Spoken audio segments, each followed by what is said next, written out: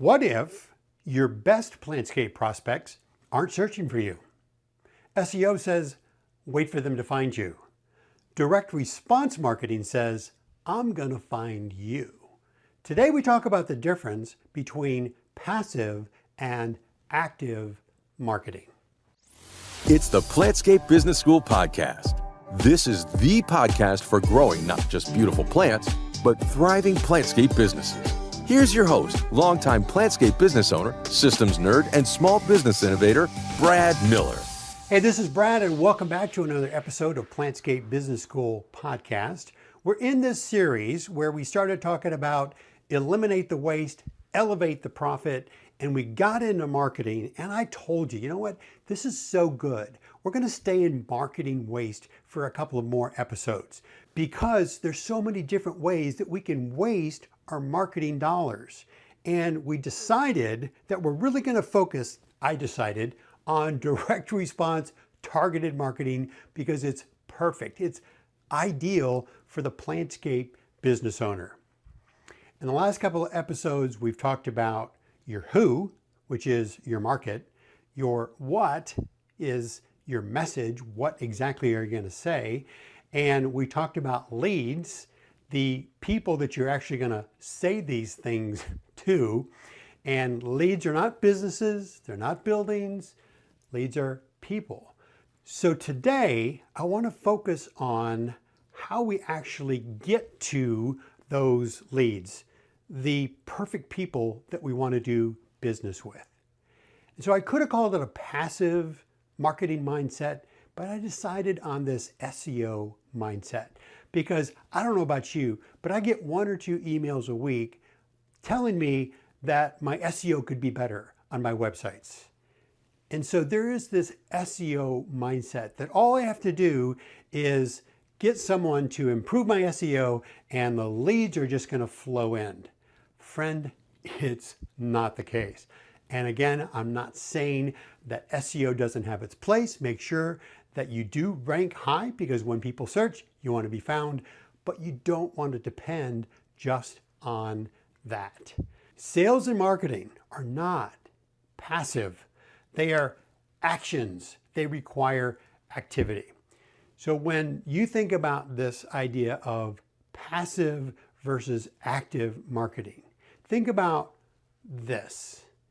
Passive says, you know what? We built a good website. We rank well on Google. We post on social. We have a great reputation.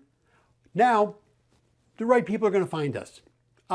No, that's passive. I want you to put yourself out there. I want you to flip the script in your own mind and have an active marketing mindset.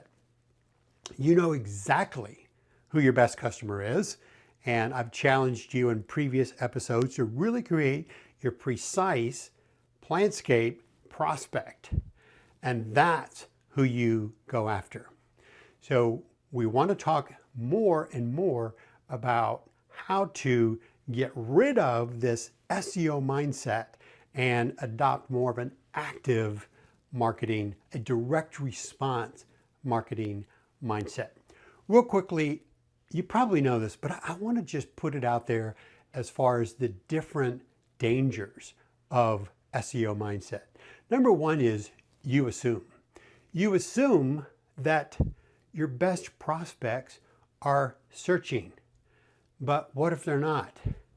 What if actually, no, they're not. Your best prospects are not searching for you. They don't even know about you, and they may not even know about plantscaping. So instead of assuming, I want you to initiate. Number 2, and this is a big one, SEO is fundamentally built around the idea that someone is actually searching. And so you wait for the search, you wait for their inquiry, you wait for the phone to ring. Direct response targeted marketing says, I'm not going to wait. I know who my best prospects are and I'm going to go after them. So instead of waiting, you create. Don't wait, create. Reminds me of one of my Drucker quotes: the sole purpose of business is to create and keep customers. So you don't wait, you create. Number 3 is you settle. And this idea of settling means that you're just going to take whatever comes to you from the search. They might not even value premium service. They might be looking for the cheapest price in town. But with targeted marketing, you reverse the process. You choose. You decide. You don't have to settle. You say, this is the kind of business I want to work with. This is the geographic location that I want to work in. And this is the kind of decision maker that I want to meet. I want to connect with this person. You pursue them. You don't have to settle. You don't have to settle for whoever happens to find you. So instead of settling, you choose. Number 4 is you compete. And I mean that as a bad thing. With a SEO mindset, you're competing because when somebody does a search, they're going to find what? A bunch of your competitors. And so with SEO, someone is searching and all of the different options are coming up. And now you're one of several choices and you're being compared, and that person might be requesting multiple proposals. I mean, I know that's what I do when I'm looking for a product or a service. I'll get 2 or 3 quotes. You don't want to be in that quote business. You don't want to compete. You want something different. You want to create the conversation. You want to create the opportunity. You bring them an idea for ambiance and you really make the case. So you show them what maybe they didn't even know is possible. So instead of competing, you become a category of one. And number 5 is you expect. The SEO mindset creates this expectation. You know what? We got a great website, we've got some good reviews, and people are going to find us. No. I remember when I started my business, I thought at age 22 that all I had to do was start my business and customers were just going to roll in and they just couldn't wait to do business with me. No, that's an expectation that's false. And I think it's why most small businesses struggle, because they don't create this continuous stream of prospects. So instead of expecting people to find you, you go and you introduce yourself. You make yourself known. You create the opportunity. So number 5, instead of expecting, friend, you go. So that's kind of the 5 pitfalls, I guess, of an SEO mindset. And there is so much to be gained from not thinking that people are going to find you, but you're going to go out and you're going to find them. And I just got to tell you, this so reminds me of the Yellow Pages days.